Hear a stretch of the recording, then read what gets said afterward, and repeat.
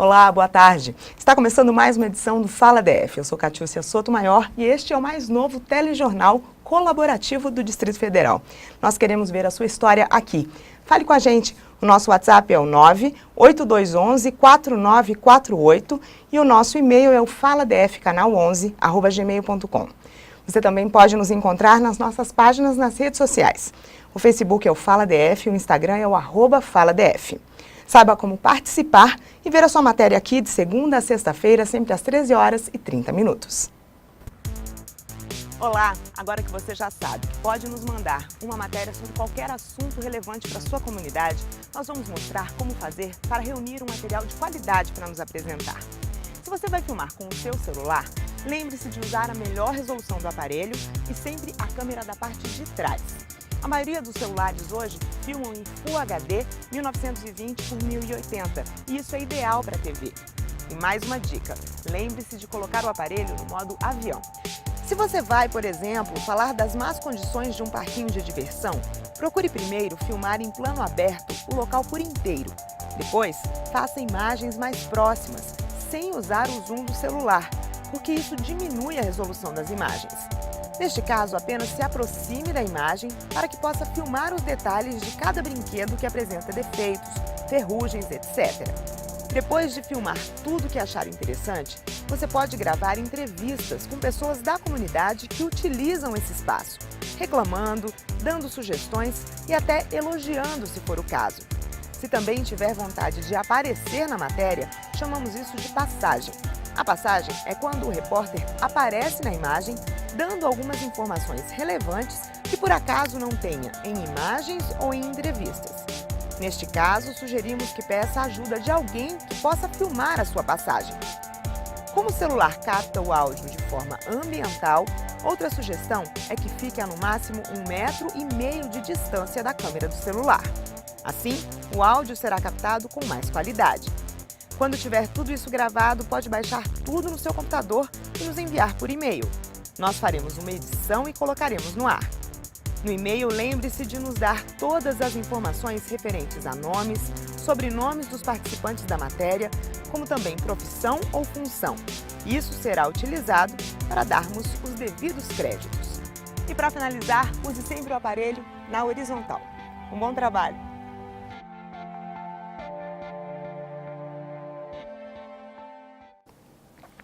Postos de gasolina sem etanol, sem gasolina, aeroportos cancelando voos, filas quilométricas para abastecer a preços superfaturados e o protesto dos caminhoneiros segue firme e forte. O protesto dos caminhoneiros entra no 4º dia com graves consequências ao abastecimento local. A Justiça do Distrito Federal proibiu nesta quarta-feira, em decisão liminar provisória, que protestos de caminhoneiros bloqueiem a saída do terminal terrestre de Brasília da Petrobras. A decisão prevê multa à associação que representa a categoria, mas cabe recurso.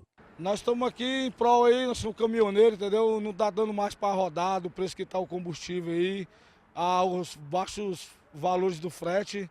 E a gente está reivindicando isso aí, né? A melhora aí na redução dos impostos aí sobre o combustível, sobre o pedágio, um teto aí para o frete, porque não está dando mais para a gente rodar. 70% praticamente do frete hoje em dia é combustível, pedágio. Não está dando mais nem para a gente dar manutenção direito nos caminhões, entendeu? O bloqueio dos caminhoneiros de ontem começou às 9 da manhã e foi intensificado a partir das 18 horas, causando um verdadeiro caos nas vias do Distrito Federal, com grande fluxo de carros na volta para casa. Não houve registro de conflitos. A Polícia Militar do Distrito Federal tentou negociar o fim do bloqueio com base na decisão judicial. Mas os caminhoneiros ignoraram a sentença. E a crise dessa daí, o cabo não consegue nem comer. Se a gasolina aumentar, já era. Fica pior ainda mais. Então nós vamos fechar as pistas e botar fogo e acabar com tudo e esperar o governo para nós brigar. e arrebentar tudo. No final do dia de ontem, o governo federal resolveu baixar o preço do diesel em 10% nas refinarias. Postos de combustível do Sobradinho, na noite de ontem, já estavam sem o produto para atender a demanda. As filas nos postos que ainda tinham combustível para vender eram enormes. Eu acho que é uma coisa viável, nós temos que fazer isso mesmo, porque o Brasil precisa e nós estamos aqui para apoiar, certo? E os caminhoneiros estão no direito deles, porque de onde vem o combustível? Dos caminhoneiros, né? Então tudo que nós temos dentro de casa vem de onde? Dos caminhoneiros. Então nós temos mais que fazer isso mesmo. Deveriam todo mundo aderir, porque atinge todo mundo, carro pequeno, van, transporte escolar, alternativo, todo mundo, turismo, tudo, tinha que aderir todo mundo. A deputada distrital Celina Leão, do Partido Progressista, está conosco aqui no estúdio. Bem-vinda. Está conosco também nosso comentarista, o analista político Marcos Roberto. Nós vamos conversar sobre essa situação crítica. Deputada, a senhora foi semana passada e esta semana à Câmara Federal para demonstrar apoio aos caminhoneiros? Com certeza. Eu acho que essa demanda dos caminhoneiros ela é uma demanda da sociedade. O cidadão não aguenta pagar R$5 no combustível. Nós tivemos, em menos de um ano, um aumento de quase mais do que R$1, né? E o salário mínimo, nada acompanhou esse aumento. Então, quando o caminhoneiro fala que ele vai parar, ele tem o apoio da sociedade, porque a sociedade também está parando. E isso, né, nós corremos um risco de ter um aumento na inflação pelo aumento do combustível, que impacta diretamente na inflação. Na semana passada, os caminhoneiros fizeram uma mobilização já aqui no Distrito Federal, pedindo ajuda ao governo federal. Nós conseguimos derrubar uma resolução à época também que onerava ainda mais aos caminhoneiros. O sindicato também aqui dos caminhoneiros está envolvido também nessa demanda. E nessa semana eles pararam novamente porque realmente o Brasil vai parar. Eles não conseguem realmente abastecer, prestar um serviço e sobreviver. E nem o Brasil também consegue continuar girando o comércio, a indústria com combustível nesse valor. Deputada Celina, nós temos em Brasília uma alíquota muito considerada alta no ICMS. O que na Câmara Legislativa está sendo feito? O que pode ser feito para poder também entrar nessa batalha a nível distrital para que os preços desses combustíveis que chegam aos postos brasilienses possam ser reduzidos? Olha, um dos maiores impactos no preço do combustível é o ICMS estadual. É muito boa a sua pergunta. Aqui em Brasília, o ICMS é 28%. Então, é altíssimo. Se a gente conseguisse uma redução nesse imposto local, nós já teríamos aqui no Distrito Federal um impacto muito grande já aí no nosso combustível, aqui nesse preço final. Isso, a gente precisa da iniciativa do governador de mandar esse projeto de lei para a Câmara, porque é uma renúncia de receita, né, já que ele tem uma receita fixa. E a gente já está discutindo isso já também na Câmara para a próxima terça-feira, né, a gente obstruir a pauta se realmente o governo não tiver uma sensibilidade de diminuir o imposto. O governo alega que ele não tem condição de abrir mão desse imposto. O governo já está em dificuldades, mas a cidade ela vai parar também se a gente não conseguir todo mundo abrir mão de alguma coisa. Eu acho que o governo tem que dar exemplo também. Mas na terça-feira nós já estamos discutindo isso no Colégio de Líderes aqui na Câmara Legislativa. Agora, dentro desse mandato, a senhora já está extrapolando o mandato legislativo distrital e já está conversando com os deputados federais a respeito dessas modificações tão necessárias. A senhora tem acompanhado aí o presidente do Sindicato dos Caminhoneiros, os caminhoneiros lá dentro do Congresso Nacional. E dentro do Congresso Nacional, esse debate sobre o ICMS também está sendo adiantado? Será que é possível fazer uma redução ou uma unificação do ICMS sobre os combustíveis para todos os estados e do Distrito Federal? Eu acho que isso deveria ser a saída, porque primeiro que traz, né, uma competitividade leal entre os estados, um preço razoável para todos os estados. Mas isso precisa de ter uma iniciativa por parte do presidente da República, do Congresso. O Rodrigo Maia nos atendeu esse grupo de caminhoneiros. Num primeiro momento eles já abaixaram a CID, mas a CID é um valor muito pequeno, é 3% em cima, né, do valor total do combustível. Então, realmente, naquele primeiro momento não foi uma solução. Essa noite também o Congresso votou, tirou mais 2 impostos, mas ainda não resolve o problema, né, definitivamente, como a gente espera. Então, a expectativa é que o próprio presidente da República, o Congresso, encaminhe essa pauta com os governadores locais. para que a gente possa ter uma contrapartida também do governo federal e a luta é de todos, né, dos estados e do governo federal também. Mas, deputada, e qual que é a solução? A gente sabe que já o combustível sai a R$2 da distribuidora, chega aqui mais do que o dobro. E agora tem gente vendendo a R$ 9,90 o litro. Qual que é a solução? Como a gente pode resolver isso? A solução é realmente baixar os impostos. O governo deixa de arrecadar, o governo fala que ele não pode abrir mão, né, porque é um dos maiores, né, impostos que hoje tem de tributos, mas ele tem que abrir mão porque o Brasil vai desenvolver mais. Então, tem que zerar, tem que ter coragem de zerar os impostos dos combustíveis. Isso já aconteceu em outros países que são desenvolvidos e geraram renda para a economia. Entendendo que ele não vai arrecadar esse imposto, mas ele vai arrecadar outros impostos, ISS, né, ICMS de mercadorias e não de combustível. Então, é realmente uma tomada de decisão difícil, mas que precisa de ser feita pelos governos. Mas essa retomada, esse corte de impostos vai reduzir a arrecadação do governo. Exatamente. Será que a gente tem que diminuir em outra ponta, a corrupção, por exemplo, o esvaziamento do caixa público, o desvio de verba pública, também é um fator que faz encarecer o produto final para o consumidor, né? Deputada, a senhora vai responder isso para a gente no próximo bloco. A gente volta já já.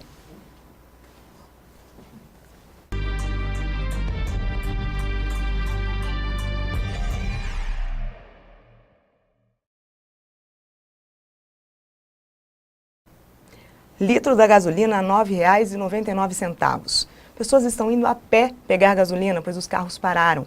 Alguns resolveram aderir ao dia sem impostos, mas... A greve dos caminhoneiros, iniciada nesta segunda-feira, dia 21, já transformou a vida dos brasileiros. O medo do desabastecimento leva a população a enfrentar longas filas para comprar produtos, inclusive combustíveis a preços superiores aos praticados anteriormente.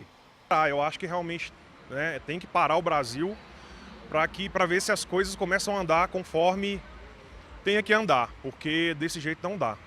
Não dá para trabalhar, não dá para sobreviver, né?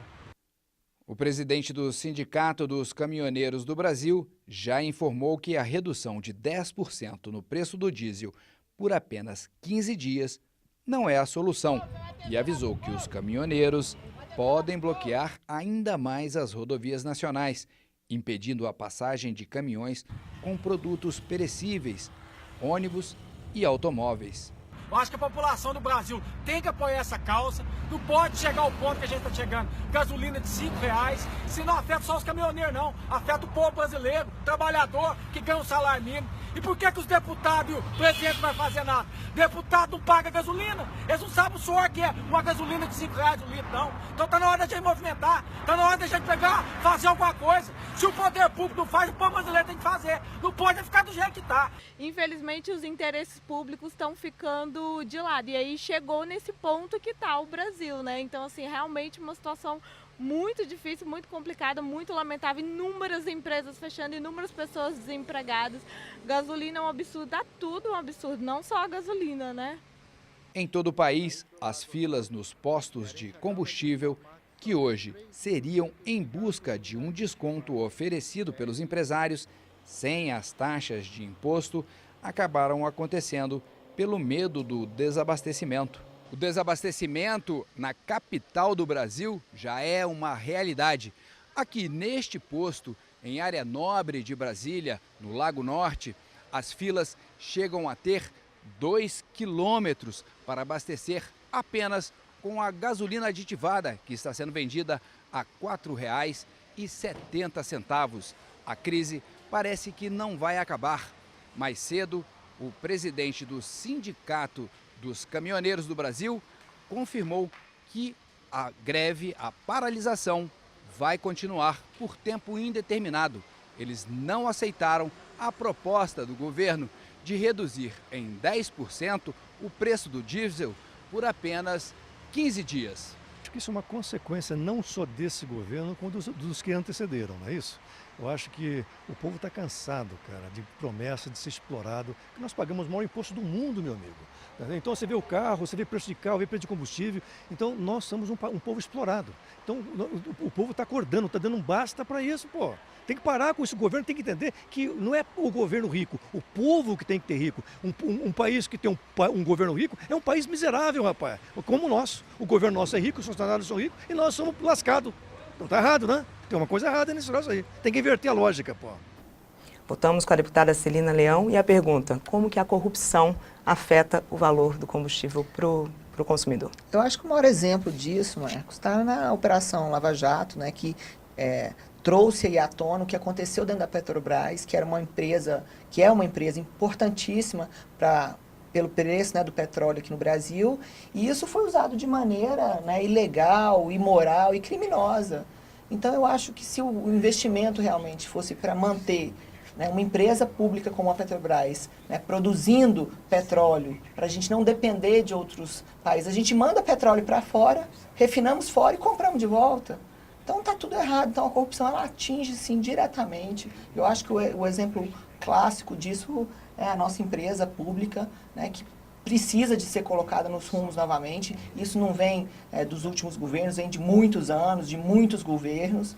Eu acho que quando o povo brasileiro fala, né, e dá um grito de basta, o Estado tem que parar e perceber 10% de desconto em 15 dias, o que isso vai resolver no bolso do contribuinte, no caminhoneiro. Isso não resolve a vida de ninguém. Eu acho que isso é até medíocre perto né, do apelo da população do Brasil como um todo. Com essa proximidade que a senhora está tendo dentro do Congresso Nacional, com os parlamentares, congressistas nacionais, é perceptível o distanciamento do político da realidade do povo? Não, muito, é muito, entendeu? É muito, assim, eu não uso essa verba que você pode abastecer, né, com o dinheiro público, eu não uso, eu abri mão desse recurso há muitos anos já.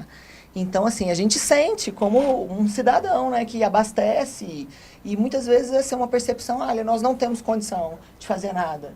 Ué, você vai ver que no final disso algum resultado positivo vai ter. Então o político ele tem condição de fazer. O problema é que ele faz só no momento que o Brasil chega no caos. Né? Essa percepção de Estado, o Estado que explora a população e que não faz o dever de casa, é isso que o brasileiro está tão desgostoso da política, não quer votar mais e não acredita na política. Por que o governante perde o contato com a realidade? O que acontece com eles? Nós temos esse anúncio desse caos todo que está acontecendo hoje no país. A gente já tem isso anunciado há vários dias. No dia 14, eles já tinham enviado até uma carta. A senhora também estava com os caminhoneiros. O que faz isso acontecer? Por quê? Acho que esse mundo político te coloca dentro de uma bolha, né, que você não percebe. Então, é muito triste isso. Por isso que eu acho que o político tem que estar nas ruas, ouvir as pessoas, né, criar um mecanismo de conversar com o cidadão. Eu uso muito minhas redes sociais, então isso é muito claro para mim, às vezes, a revolta da população. Então, acho que perceber aquilo, né, aquilo não é uma crítica, aquilo é alguém falando para você, faça alguma coisa. Então, acho que é acordar para o Brasil, né? Deputada, esse assunto ia render o programa inteiro, mas infelizmente a gente não tem mais tempo. Eu agradeço. Eu que agradeço. E a gente volta daqui a pouco, depois do intervalo.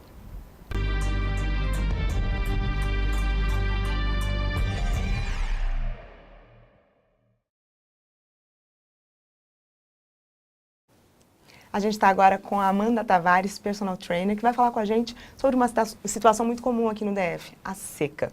E fazer exercício na seca. E não beber muita água na seca. Qual que deve ser o que as pessoas devem fazer para sobreviver a esse período aqui em Brasília? Então, boa tarde. Em relação a São Paulo, a gente tem uma vantagem, né? A gente não está numa cidade tão poluída. Então, minha indicação seria fazer atividade física ali na orla do lago, né? Ou então, se a pessoa faz atividades indoor, em academias, procurar aquelas academias climatizadas com umidificador, né? Já tem várias academias aqui em Brasília com esse sistema. Ingerir muito líquido, beber água antes, durante e após a atividade física. Porque até o indivíduo mais treinado, quando passa por esse período de seca tem dificuldades, né? Então, se você é um atleta, pode também estar usando isotônicos para estar mantendo ali seus sais minerais, seus nutrientes, tudo em dia. E todo cuidado é pouco, né? Sempre ficar percebendo se tem alguma alteração no corpo para parar um pouquinho a atividade física e depois continuar. Porque começa boca seca, começa tontura, a fadiga vem muito mais rápido. Então, é um alarmante que tem que ser bem observado sempre. Agora, no domingo teve a prova de Polícia Militar do DF. E as pessoas que passaram, elas vão ter que se preparar para o teste físico, certo? Certo. Daqui a 3 ou 4 meses. Mas para se preparar, eles vão se preparar nesse período de seca. Como que essas pessoas vão lidar com isso? Porque, por exemplo, uma pessoa sedentária, que já não está acostumada a fazer exercício e ainda tendo que treinar nesse período? Então, quanto mais treinada uma pessoa for, mais fácil é para ela se adaptar em qualquer ambiente, né? Então, o certo seria a pessoa já estar se preparando ainda na prova teórica, para quando chegar nesse momento, ela poder dar um intervalo, treinar com um pouquinho menos de intensidade, mas conseguir manter o treinamento constante. Uma pessoa sedentária tem que procurar um personal trainer, não só uma sedentária, mas principalmente, para fazer um treinamento individualizado, onde o personal trainer vai fazer a periodização correta para ela, e ela tem que ter em mente que ela vai ter adaptações fisiológicas, metabólicas, né? Inclusive alimentares, para conseguir alcançar com êxito o objetivo dela. É porque esse teste de aptidão física, ele também exige, são 4 etapas, certo? Ele exige que eles cumpram certas atividades num certo período de tempo. É muito difícil fazer isso? É complicado, né? No caso, é uma prova mesmo e exige uma preparação. Quais são as atividades? No caso da PM vai ser a barra, né, onde o feminino tem que ficar estático e o masculino é o teste dinâmico. A abdominal, remador, o masculino faz num certo tempo e o feminino em outro. A corrida de 12 minutos, o feminino tem que correr 2.000 metros em 12 minutos e o masculino 2.200. 2.200 feminino e 2.000 metros. Desculpa, 2.000 metros feminino e 2.200 masculino em 12 minutos. É uma prova que exige muita resistência, uma capacidade aeróbia imensa. Então, precisa de muito treino. Não é uma coisa fácil que qualquer pessoa consiga fazer. Precisa estar mudando todas a fisiologia dentro do corpo para alcançar isso. E a corrida, a natação, né? Que são... As mulheres têm que percorrer 50 metros em 1 minuto e 10 segundos e o homem em 1 minuto. Agora, pessoas, só para concluir, essas pessoas que, por exemplo, têm fobia da água, como que vão conseguir treinar para esse teste? Então, eu comparo muito com uma criança, né? Uma criança, quando a gente inicia a atividade aquática com ela, ela não está acostumada, ela não tem autonomia para nadar, ela tem medo, ela não confia ainda no professor. Uma pessoa que tem fobia da água, ela tem que primeiro estar imersa no meio aquático, depois começar exercícios de respiração, para só então ela entrar no nado propriamente dito. Né? Amanda, muito obrigada. Saindo daqui eu já vou beber água, eu prometo.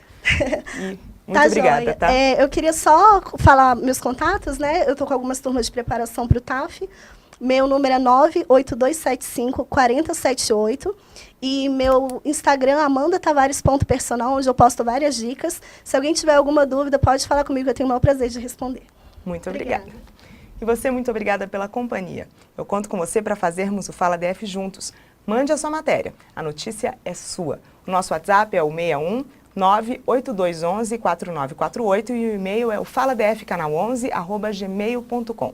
Te espero amanhã, ao vivo, aqui no Fala DF, às 13h30. Até lá!